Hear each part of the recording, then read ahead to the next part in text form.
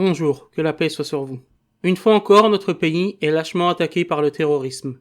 Notre condamnation en tant que musulmans est totale. C'est un nouvel acte de terreur contre notre pays, et je souhaite transmettre toutes mes condoléances à la famille de la policière. Certains vont me dire que nous, les musulmans, nous n'avons pas à se justifier. Mais il ne s'agit pas ici de se justifier. Tout d'abord, le musulman se doit d'être témoin pour la justice, comme le dit le Coran, dans la sourate 4, verset 135.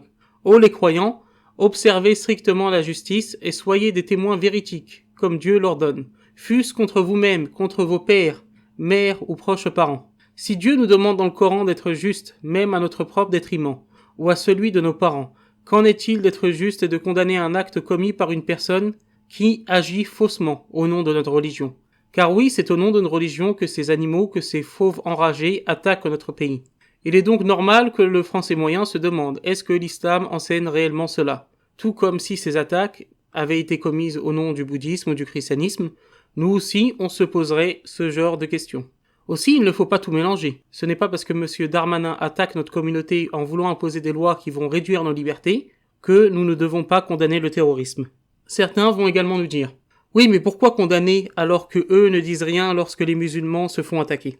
Ce n'est pas non plus parce que certains en Occident ne condamnent pas les exactions commises contre les musulmans dans le monde que nous devons agir de la même manière et ne pas condamner ces actes de terrorisme. Nous avons comme devoir d'être justes. Notre justice doit dépasser celle des islamophobes, qui ne condamnent pas les exactions contre les musulmans dans le monde. Il est vrai.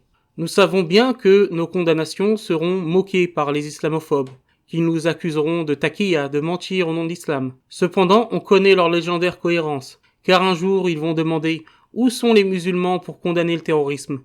Et le lendemain, lorsque les musulmans vont le faire, ils vont nous accuser en disant « Ah, regardez, ils mentent, ils font de la taquilla. » Ils nous mentent. Que ce soit sur Twitter ou ailleurs, un débat va sûrement s'ouvrir de nouveau sur ce que dit l'islam, sur le terrorisme. Des frères et sœurs vont citer le verset 32 de la sourate 4 du Coran, afin d'expliquer que l'islam condamne le terrorisme. Je cite, « C'est pourquoi nous avons prescrit pour les enfants d'Israël que quiconque tuerait une personne non coupable d'un meurtre ou d'une corruption sur la terre, c'est comme s'il avait tué tous les hommes. Et quiconque lui fait don de la vie, c'est comme s'il faisait don de la vie à tous les hommes. » Voici comment certains islamophobes vont répondre, et je vais ici, en avance, répondre à leur objection. La première objection est que ce verset ne concernerait que les enfants d'Israël, et non pas les musulmans.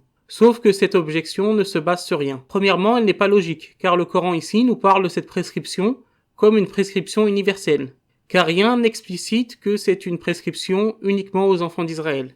Il suffit de lire tout le contexte de la sourate 5. De surcroît, un des commentateurs classiques du Coran, un des plus connus, Ibn Kathir, explique dans son exégèse que ce verset a une vocation universelle.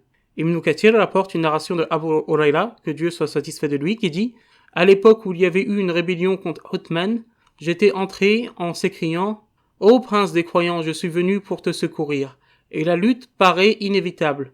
Il me répondit « Abu Huraira, serais-tu content de tuer tous les hommes et moi avec eux ?» Non, dis-je. Il répliqua « Si tu tues un seul homme, c'est comme si tu as tué tous les hommes.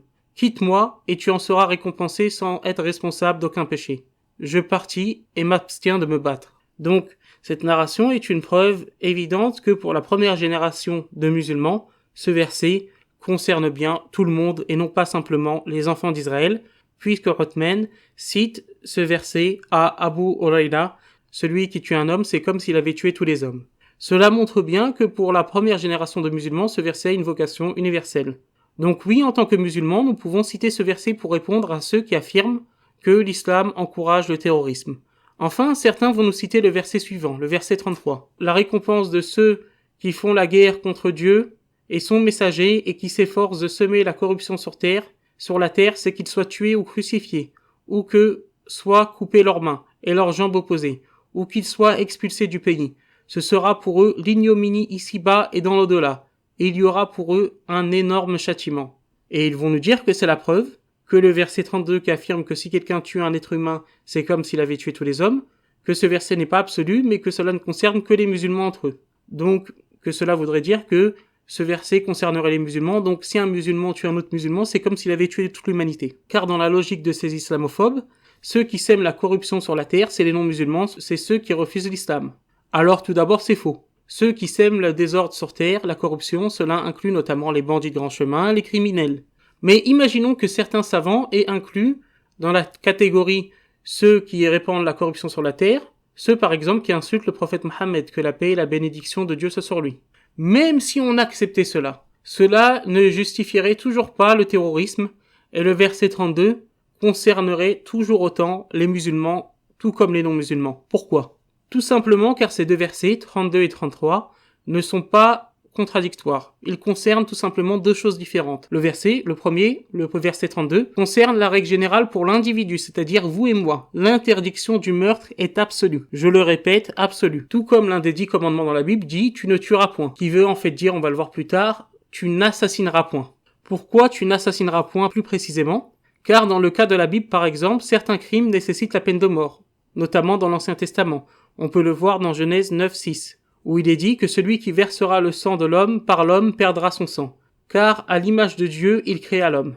Donc, selon ce passage, celui qui tue un autre être humain devra être condamné à mort. Donc maintenant, est-ce qu'il y a contradiction entre tu ne tueras point et Genèse 9:6 ? Non, car les deux concernent deux choses différentes. Pareillement, le verset 32 concerne les individus, qui ne doivent pas commettre de meurtre. Le verset 33 concerne l'État, qui doit établir la justice, parfois par la force lorsque c'est nécessaire. Comme le dit Paul de Tarse dans Romains 13:4. Le magistrat est serviteur de Dieu pour ton bien, mais si tu fais le mal, crains, car ce n'est pas en vain qu'il porte l'épée, étant serviteur de Dieu pour exercer la vengeance et punir celui qui fait le mal. Donc imaginons, que le blasphème soit condamné à mort en islam. Imaginons qu'il n'y ait pas de divergence sur le sujet.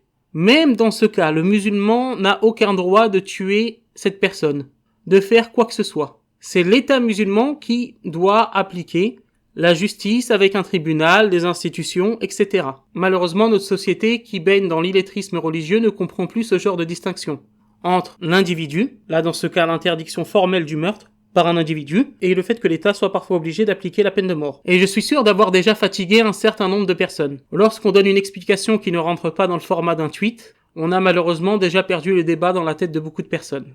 Je vais prendre un exemple plus simple. Les CD vacantistes sont relativement nombreux en France. Pour la plupart, ils pensent que l'État devrait condamner l'hérésie, notamment par la mort. Donc l'État devrait condamner tout prêche public répété contraire à la doctrine catholique par la mort. Selon l'adage traditionnel catholique, avant Vatican II, l'erreur n'a pas de droit. Est-ce que cela fait des catholiques et des vacantistes des terroristes en puissance ? Non, car il est interdit pour eux d'appliquer ce genre de loi. Cela doit se faire uniquement par l'autorité de l'État.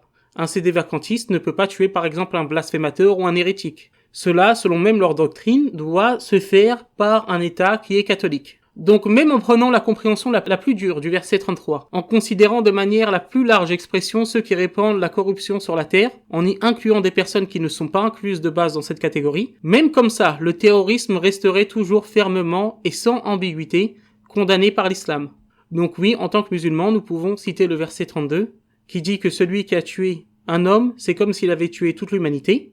On peut citer ce verset pour prouver une bonne fois pour toutes que le terrorisme est condamné. Bien sûr, on aura toujours des personnes qui vont trouver cette explication trop compliquée, qui vont nous dire « Ah, c'est tiré par les cheveux ». Malheureusement, dans notre société, dès qu'une explication fait plus de 2 pages, la majorité des personnes abandonnent. Ils veulent une réponse qui tienne dans un post Facebook, dans un post Twitter, etc. ou qui tienne dans une vidéo de 2 minutes. Ce n'est pas ce que j'essaye d'offrir humblement. J'essaye d'offrir une réponse qui soit sérieuse, aux islamophobes notamment sincères, parce qu'il y a des islamophobes qui se trompent sincèrement, et c'est à eux ensuite de l'accepter ou pas et de faire leurs recherches. Donc mes amis, que Dieu vous bénisse, que Dieu vous garde, et que Dieu protège notre pays, la France, de tout mal, du terrorisme, et que Dieu vous bénisse tous.